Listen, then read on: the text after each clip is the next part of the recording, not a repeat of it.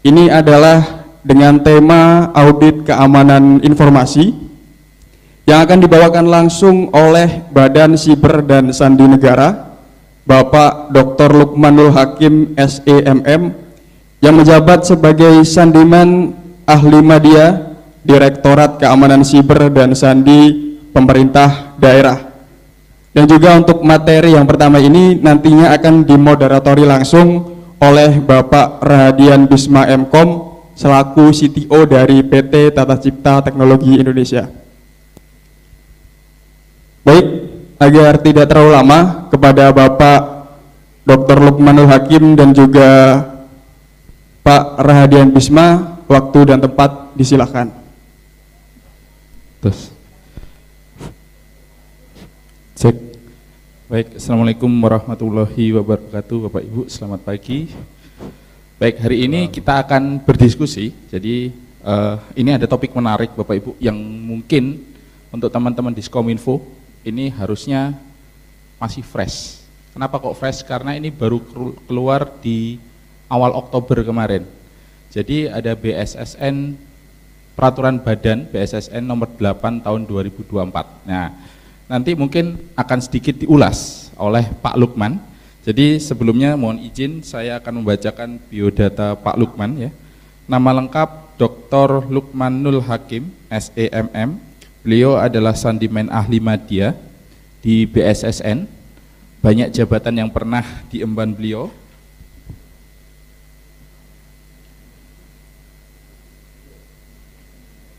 Antara lain beliau pernah menjabat sebagai sebagai PLT Direktur Kamsiber dan Sandi Pemda, Koordinator Tata Kelola Keamanan Sandi dan Cyber dan Sandi Pemerintah Daerah, dan juga pernah menjabat Koordinator Kelompok Kebijakan Tata Kelola Deteksi dan Penanggulangan dan Pemulihan Keamanan Cyber dan Sandi Negara.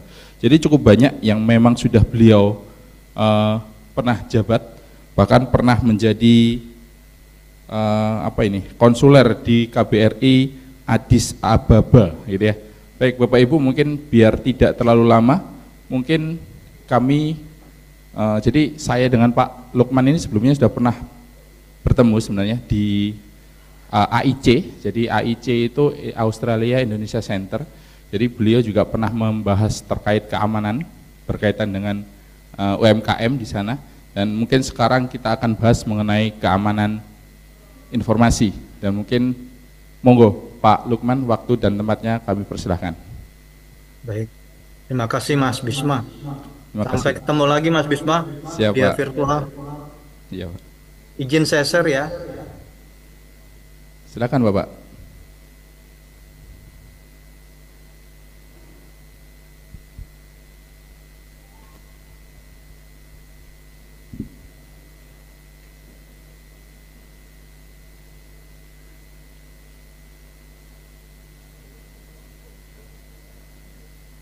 Sudah terlihat?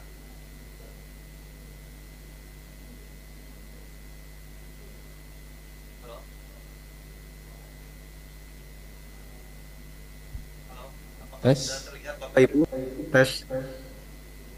Baik Pak. Sudah terlihatkah? Sudah Bapak. Baik. Assalamualaikum warahmatullahi wabarakatuh. Waalaikumsalam warahmatullahi Salam wabarakatuh. sejahtera untuk semua. Yang saya hormati teman-teman dari Dinas Kominfo, Isdukcapil, Bapeda, seluruh wilayah Jawa Timur, Sulawesi, dan Kalimantan. Izinkan saya untuk share knowledge pada pagi hari ini ya, terkait dengan domain keamanan SPBE, khususnya di mengapa audit keamanan SPBE sebagai pilar utama dalam mewujudkan pemerintahan digital yang aman dan terpercaya. Seperti yang disampaikan Mas Bisman tadi, saya memang bertugas di Direktorat Keamanan Siber Sandi Pemerintah Daerah, khususnya di tata kelola. Untuk mempersingkat waktu, barangkali saya lanjut dengan tema atau materi yang akan saya sampaikan di sesi pagi ini sampai siang.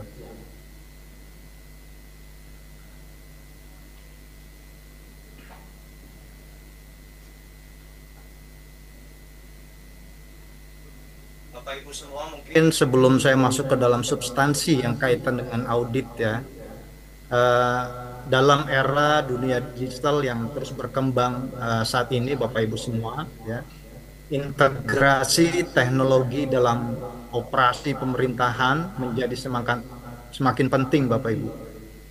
Ketika pemerintah berusaha memberikan layanan efisien dan efektif, ya, kepada warganya, mereka menghadapi tantangan dan resiko baru terkait dengan cyber security.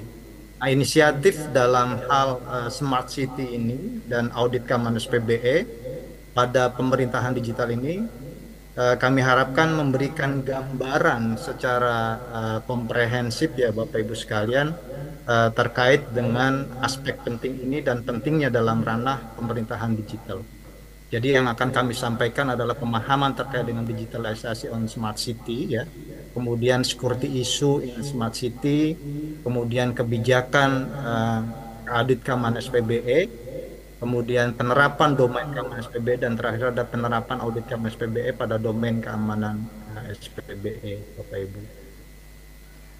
Nah, kalau kita melihat tahapan secara nasional, ya, tahapan transformasi digital nasional tahun 2025 sampai dengan 2029 ke depan ini adalah advance of basic government services ya, di mana data menjadi hal yang penting, digital data menjadi hal utama yang menjadi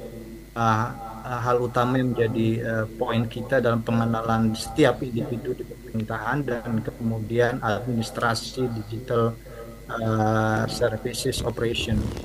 Nah, kemudian future-nya government di tahun 2034 sampai 2045 dan terakhir adalah national digital ecosystem, kemudian terakhir citizen centric digital services.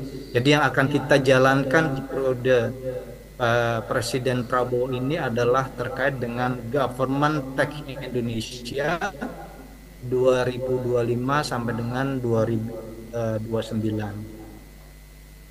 Nah, sebelum saya masuk ke dalam konteks smart city, tentunya kita perlu memahami Bapak Ibu semua, ada berapa sih jumlah populasi yang ada di Indonesia gitu ya.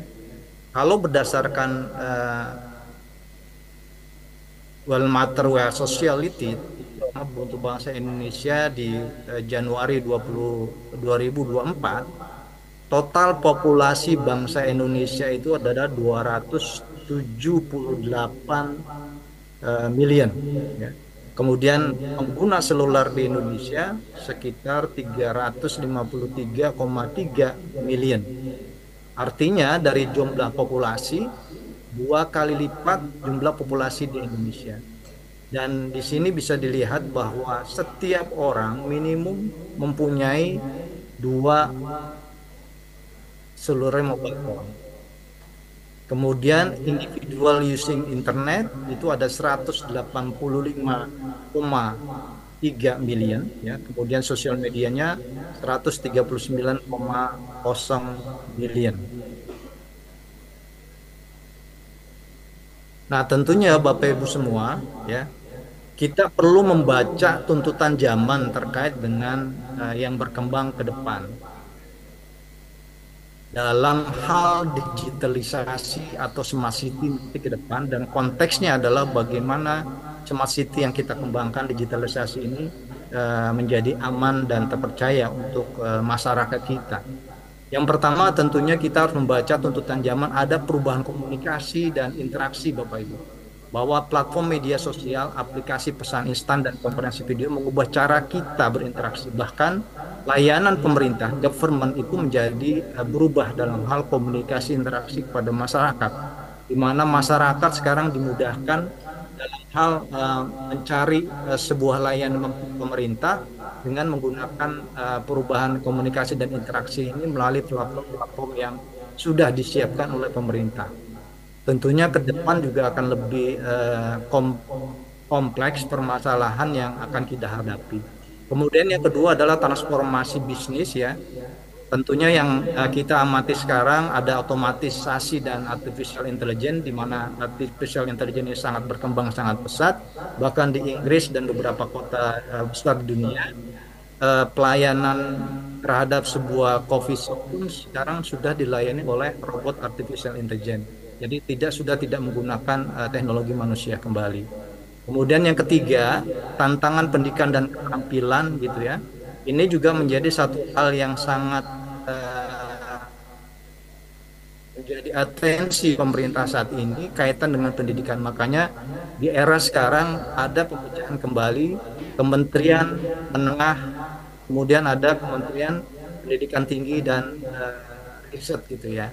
Sistem pendidikan ini menghadapi revolusi yang sangat besar, Bapak Ibu sekalian, terkait dengan analisis data dan pencapaian pada masyarakat luas seluruh Indonesia. Tentunya adaptasi ini perlu kita lakukan terkait dengan teknologi ini, terutama kaitan dengan keamanan dari data dan informasi yang bergulir dalam platform dunia pendidikan. Yang keempat, ya Bapak Ibu, ini kenapa saya merahkan, keamanan dan privasi menjadi hal yang sangat penting. Kenapa saya katakan sangat penting, Bapak Ibu? Bahwa keamanan dan privasi ini menjadi hal yang berkembang terkait dengan ancaman keamanan cyber ya dan perlindungan data pribadi dengan semakin banyaknya penggunaan data dan sistem digital. Jadi ancaman terhadap keamanan siber semakin meningkat seperti peretasan, ransomware dan pencurian data serta hacking dan segala macam gitu. Bahkan Undang-Undang 27 tahun 2022 tentang perlindungan data pribadi ini tantangan ke depan juga nih Bapak Ibu semua. Diamanatkan di pasal 5, setiap instansi pemerintah perlu membuat namanya data protection officer. Ini amanat yang harus dilaksanakan dan ini sudah 2 tahun undang-undang ini dan sudah harus dilaksanakan. Kewajiban Bapak Ibu lah ya sebagai penyelenggara sistem elektronik perlu mengamankan terkait dengan data dan privasi ini. Kemudian yang kelima adalah inklusi digital dan kesenjangan teknologi ya. Ini juga menjadi tantangan buat kita semua, khususnya di Indonesia ya Bapak Ibu semua. Karena di Indonesia ini infrastruktur dan wilayah sangat menantang. Tidak semua orang memiliki akses yang sama ke teknologi dan internet, dan di beberapa wilayah infrastruktur teknologi masih tertinggal yang menciptakan kesenjangan digital. Tentunya ini menjadi tugas dan tanggung jawab ya para kepala dinas Kementerian Kominfo ya, terutama di wilayah-wilayah yang tidak terjangkau, dan ini juga menjadi pemikiran atau menjadi harusnya menjadi pusat perhatian dari Badan Perencanaan Daerah bagaimana semua orang yang tidak memiliki akses ini melalui anggaran yang nantinya dikembangkan bisa menjangkau seluruh masyarakat Indonesia yang ada di wilayah-wilayah terkecil itu Bapak Ibu semua. Dan yang keenam tentunya adalah fleksibilitas dan adaptasi yang cepat. Nah, kalau kita proses bisnis ritme pekerjaan government terlalu banyak birokrasi, tentunya masyarakat akan kurang percaya atau reputasi kita di mata masyarakat akan berkurang. Makanya perlunya fleksibilitas dan adaptasi yang sangat cepat terkait dengan perkembangan digital saat ini Bapak Ibu.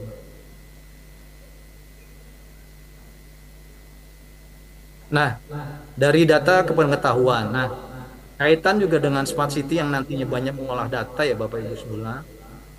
Data harus kita olah menjadi pengetahuan supaya bisa bermanfaat bagi masyarakat, bagi orang lain. Kemudian dengan pengetahuan tersebut ya, kita sebagai pemerintah tentunya dapat melakukan estimasi dan prediksi apa yang terjadi ke depan.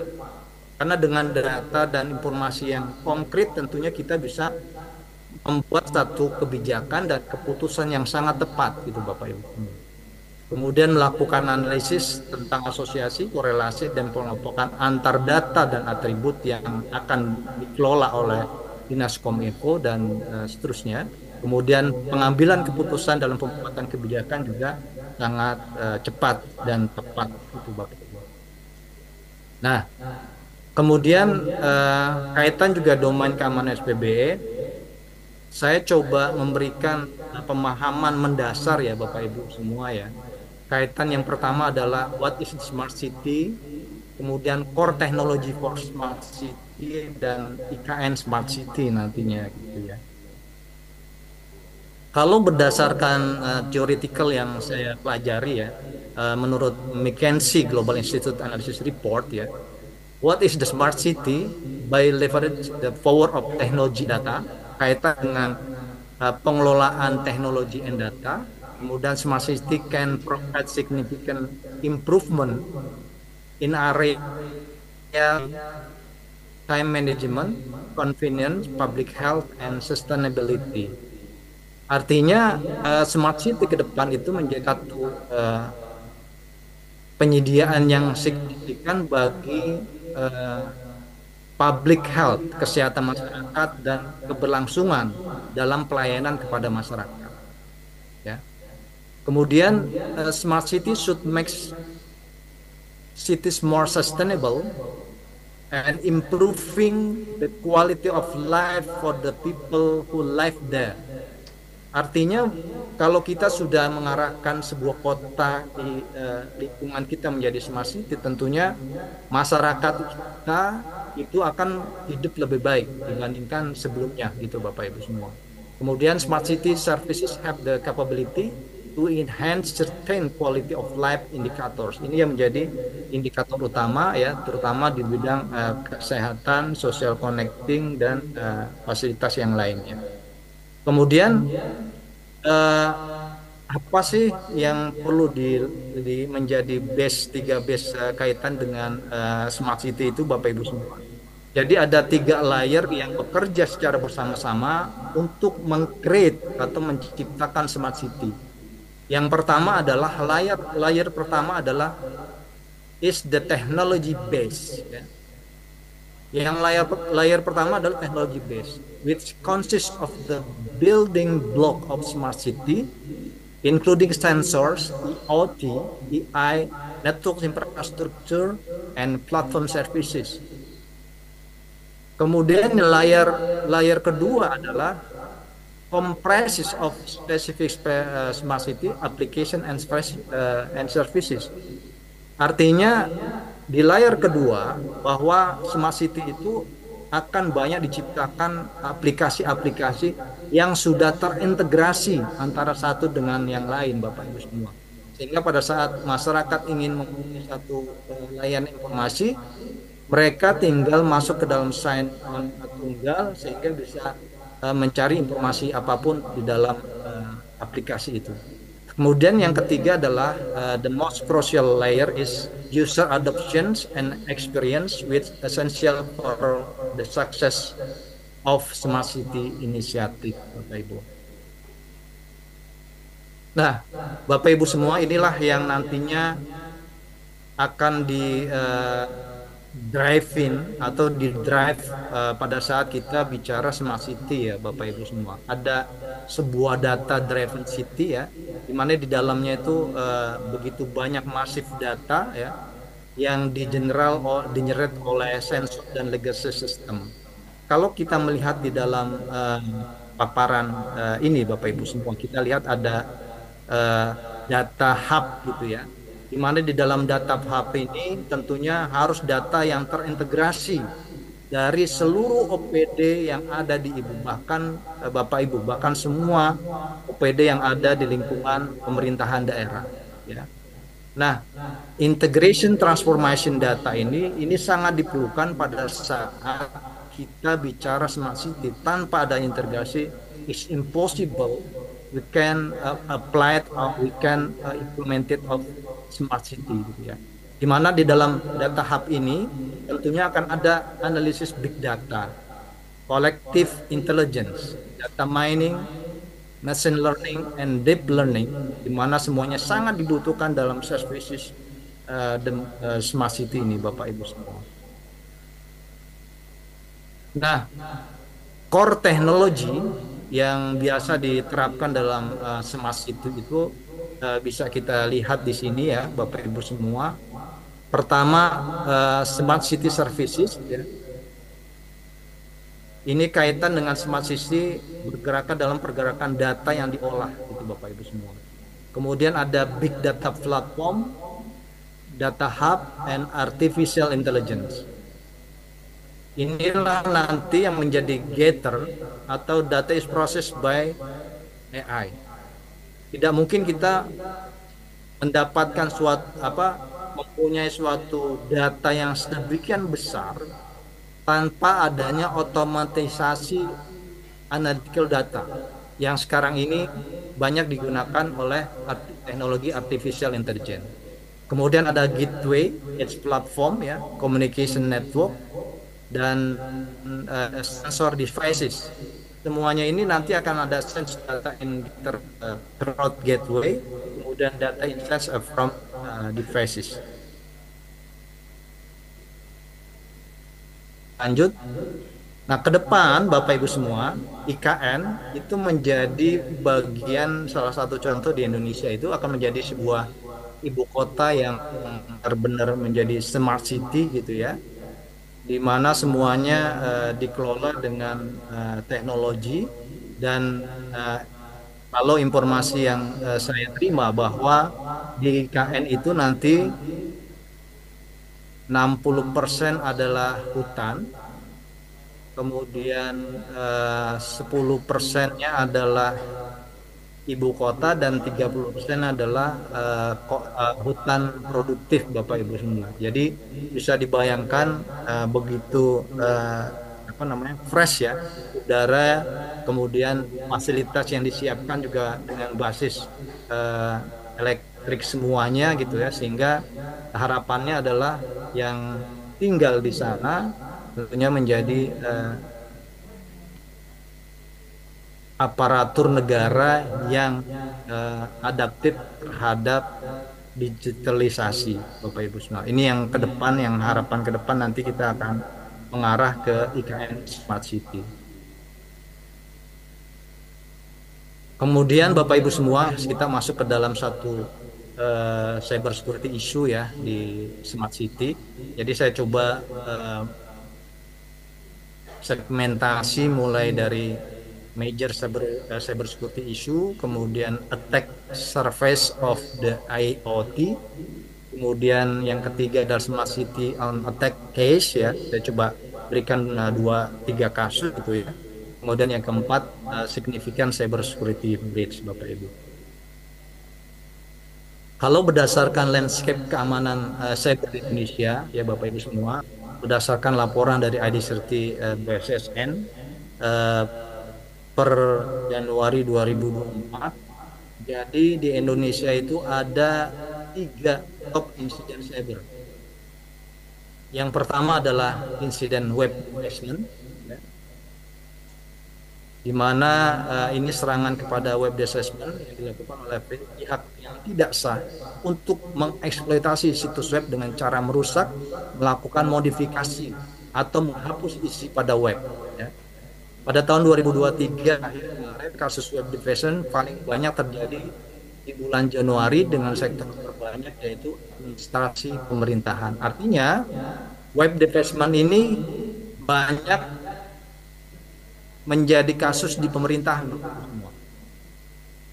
Kemudian insiden ransomware yang merupakan insiden yang dipicu oleh malware yang menyerang perangkat. Salah satu contoh barangkali ya Bapak Ibu, satu pelajaran kita bersama dan lesson learned yang sangat berharga bagi bangsa Indonesia terkait dengan kasus ransomware di PDNS 2 Surabaya gitu ya.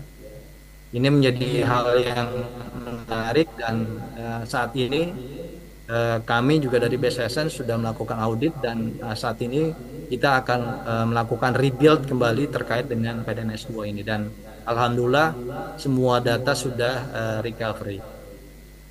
Kemudian insiden data breach ini juga kebocoran data yang merupakan situasi dalam ruang cyber di mana informasi atau data rahasia dimiliki oleh organisasi dapat diakses oleh pihak-pihak yang tidak berkepentingan.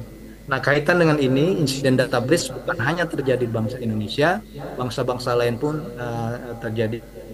bahkan di Amerika Serikat kemudian terjadi data breach. Nah, kalau saya melihat dalam major cyber security issue ya, yang pertama saya melihat di dalam konteks ada data breach ya, di mana the private and confidentiality data were exposed by hackers gitu. The value data continue to rise. Jadi banyak data breach ini yang diekspos oleh para hacker, dan di Indonesia juga banyak terjadi kasus seperti ini Bapak Ibu semua. Nah, ini pun terjadi pada saat yang pertama kalau kita melihat dalam lingkup ini ya, mulai dari researcher ya,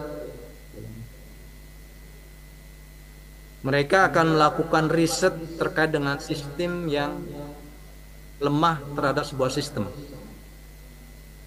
Kemudian kalau seorang attacker atau hacker, dia akan selalu 24/7 hours ya, melihat celah kelemahan dari sebuah sistem.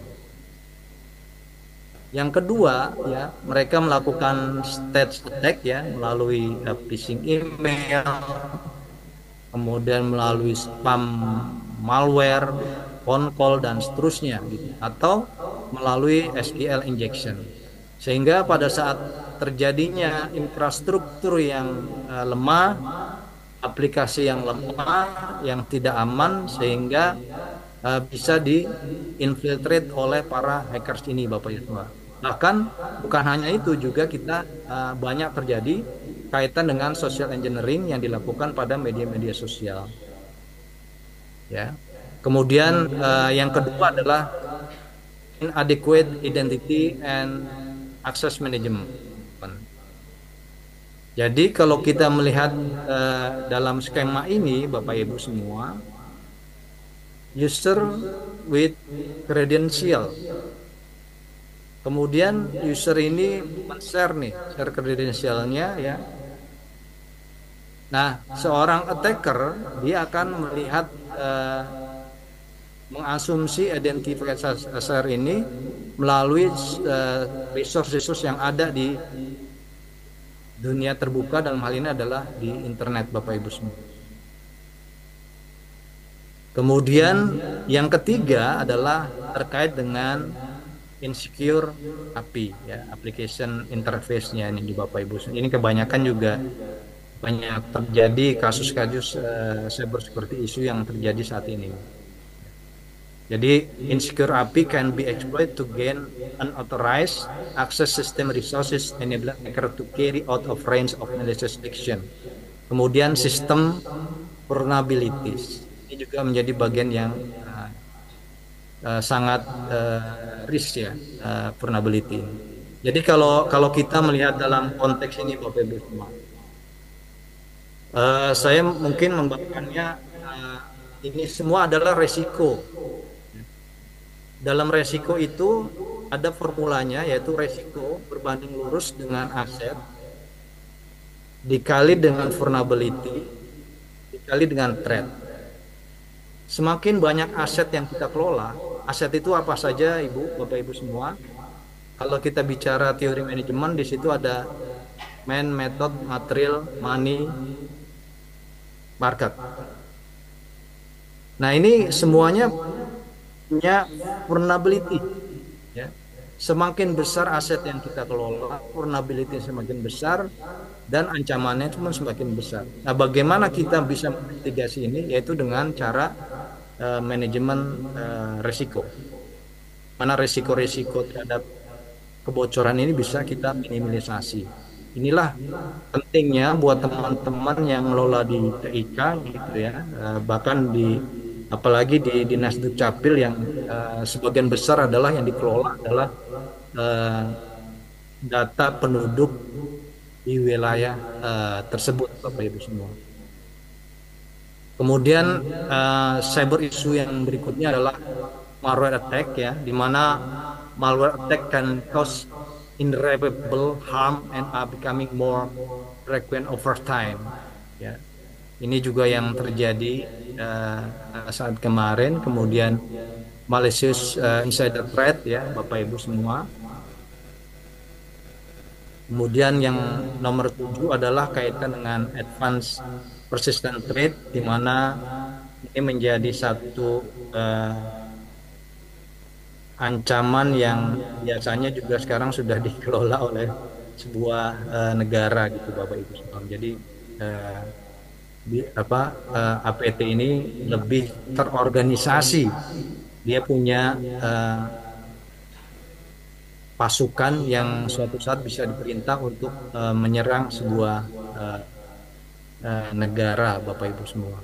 Dan kita bisa melihat kaitan yang saat ini terjadi ya, perang Israel dengan Lebanon, dengan Hamas gitu ya. Bahkan kemarin melalui pager yang sudah diinfiltrasi produksinya oleh pemerintah Israel, suatu saat bisa diledakkan, dan itu terjadi Bapak Ibu semua kemarin itu. Jadi sebanyak 3.000 orang diledakkan secara real time, dan itu bisa melukai.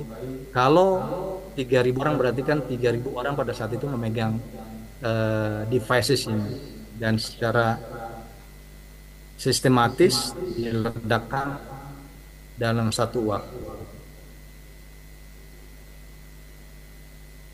Nah ini berikutnya ya Bapak semula, attack surface on smart city nih. Nah, ini tadi saya sudah bicara masalah kemungkinan cyber security issue. Nah kalau kita bicara dalam konteks ancaman dalam smart city, khususnya buat teman-teman nanti yang mengelola Dinas Kominfo dan mengelola smart city ke depan gitu ya. Tentunya di sini yang tadi saya sampaikan di awal ada IoT services, kemudian ada big data platform, artificial intelligence dan data hub, ada gateway, communication network dan sensor.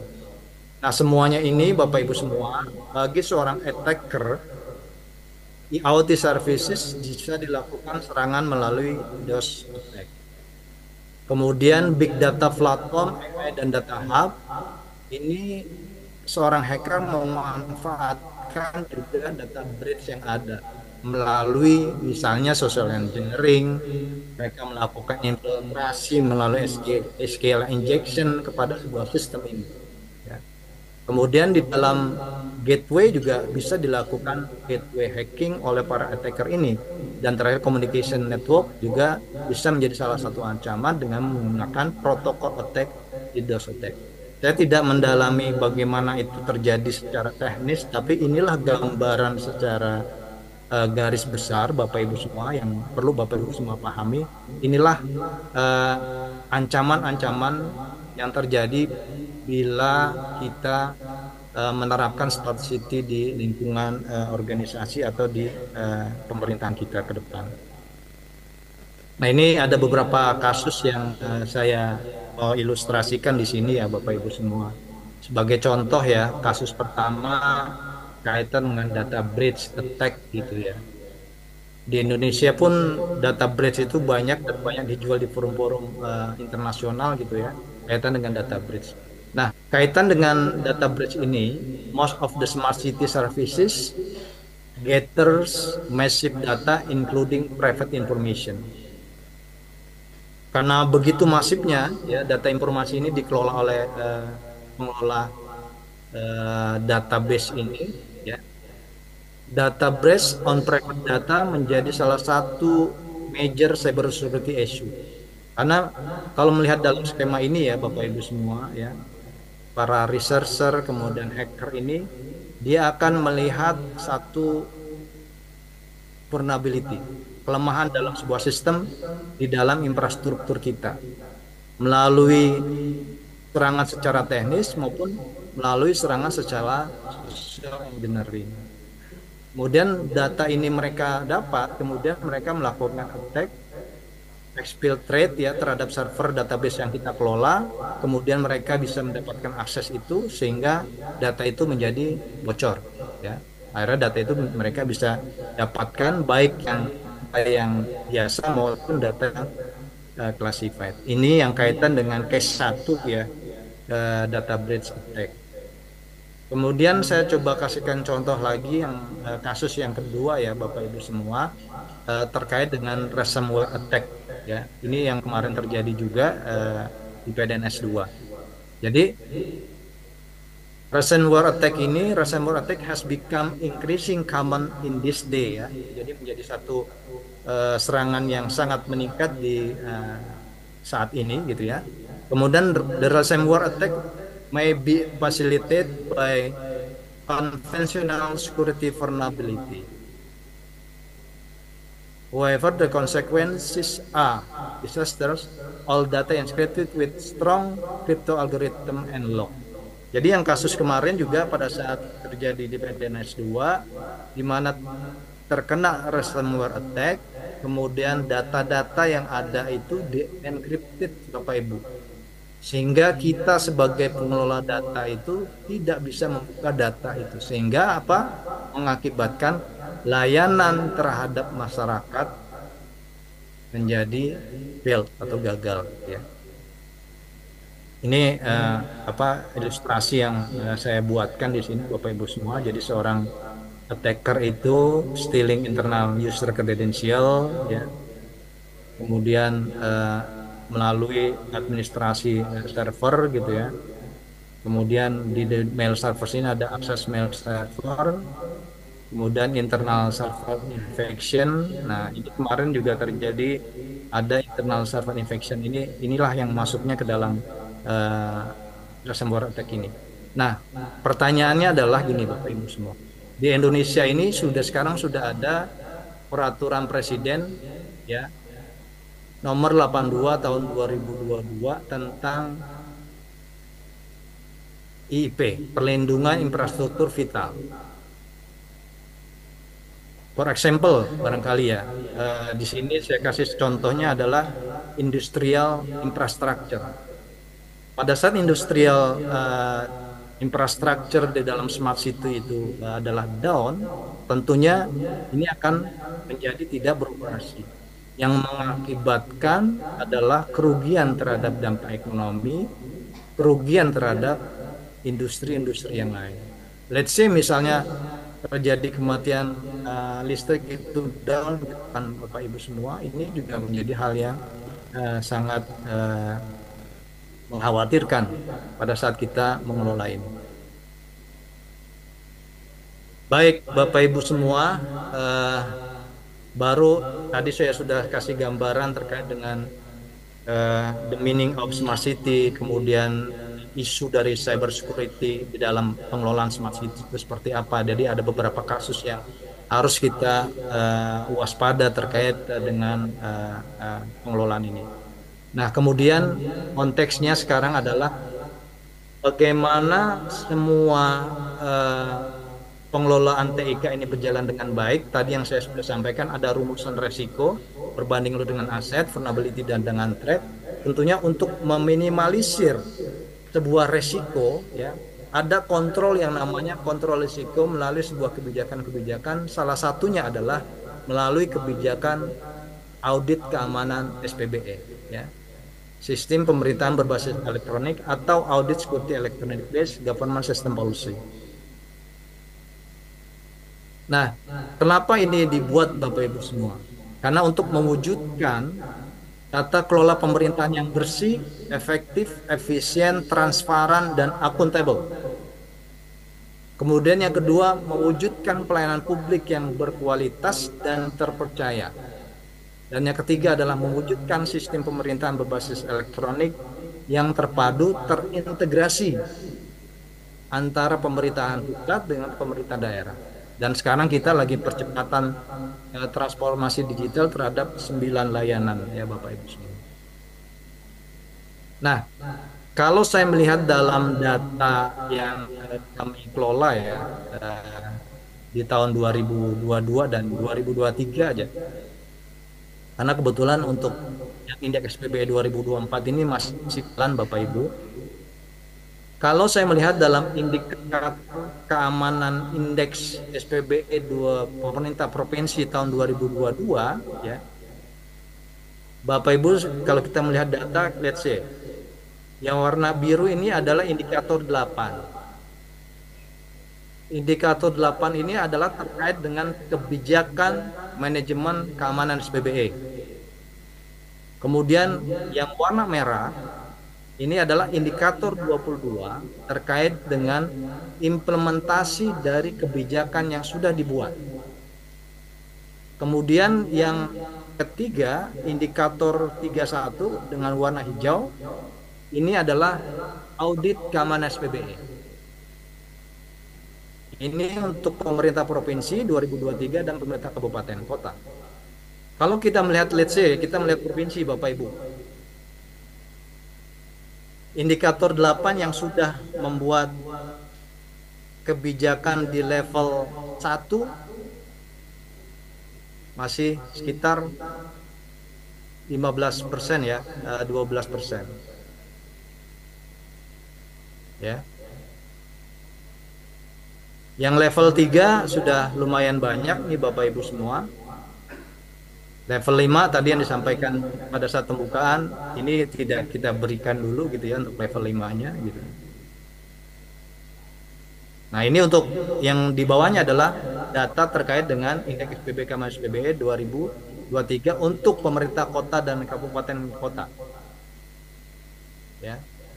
Yang level satunya masih banyak nih Bapak Ibu semua dibandingkan dengan yang level 3.